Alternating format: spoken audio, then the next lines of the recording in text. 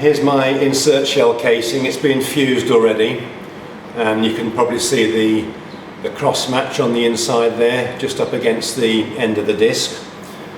You can't get an awful lot in these small shells, and ordinarily when you're making a shell you'd put a centre tube into the casing which you'd fill with burst powder, and then you'd fill the surrounding space with stars or inserts, whatever.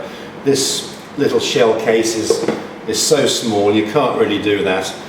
I guess you could find a small enough tube to do it, but it's not going to make that much difference to the burst pattern or the way the shell looks when it bursts. So I just put the stars in and mix the burst powder in amongst the stars. It seems to work pretty well. And for this small shell you need small stars. It's no use putting great big stars in there. And I've made a mixture up of Purple Blesser and Charlie Wilson's Silver Chrysanthemum mix. I've got about 6 parts of the silver to 4 parts of the purple, and these stars are in the range of they range from an eighth to just under a 1/4 inch in size. Now you can't get an awful lot in here, maybe just under a 1/4 of a cupful, probably not even that. So I start by putting some stars in. I fill it about half full, just wrap it on the bench, just settle the stars into their best fit, as it were. And then I use, this is around about a teaspoon of the burst, which is 3FA mixed with about 10% 70-30 flash powder.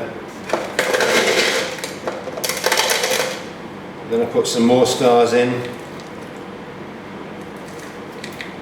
just a little above the level where I'm going to put my end disc in.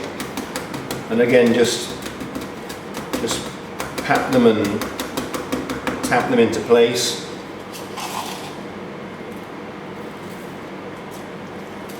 This is my last casing. The other 9 are already done here. I just tap it to settle the burst down amongst the stars. And I can see I've got maybe just a couple too many in there. The disc isn't going to go very flat. Okay, and then I pop an end disc in.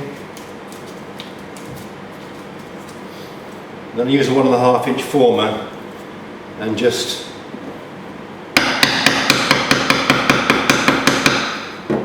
give it a little tap to knock it all down a bit and just make sure that the end disc is nice and flat.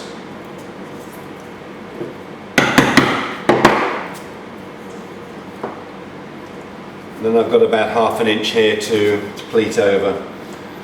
Same as with the big shell casings I made, I don't use any glue on it, just pleat it. It's only 3 turns of £30 paper, so it doesn't need to be pleated layer by layer. Just knock any spots off that are poking around the side there. Pop another end disc over. And because I'm not going to be spiking this probably till tomorrow or something, I don't want the paper decompressing and the end disc getting lost, so I just put a bit of gum tape over the end there. Okay, and that's ready to spike.